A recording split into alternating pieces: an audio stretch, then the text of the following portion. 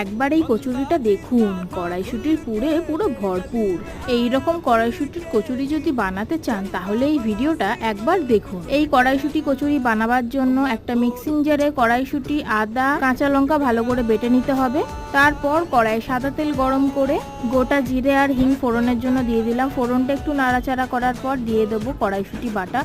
কড়াইশুঁটি বাটাটা ভালো করে নাড়াচাড়া করে স্বাদ অনুযায়ী নুন চিনি দিয়ে দেবো। পুরটার বাইন্ডিং আনার জন্য অল্প পরিমাণে বেসন দিয়েও ভালো করে নাড়াচাড়া করে নিলাম। এবার একটা ডো আমি খুব ভালো করে মেখে নিয়েছি। ময়দার মধ্যে জোয়ান, নুন, চিনি, সাদা তেল আর অল্প অল্প পরিমাণে জল দিয়ে এই ডোটা মেখে নিয়েছি। তারপর ডো থেকে লেচি কেটে লেচির মধ্যে পুর ভরে এই কচুরিগুলো বেলে নিতে হবে। বেলে নেওয়ার পর ডুবো তেলে মিডিয়াম টু লো ফ্লেমে ভেজে নিলেই কিন্তু ফুলকো ফুলকো কড়াইশুঁটির লুচি আলুর দমের সঙ্গে পরিবেশনের জন্য তৈরি হয়ে যাবে। খেতে কিন্তু জাস্ট ফাটাফাটি হয়েছিল।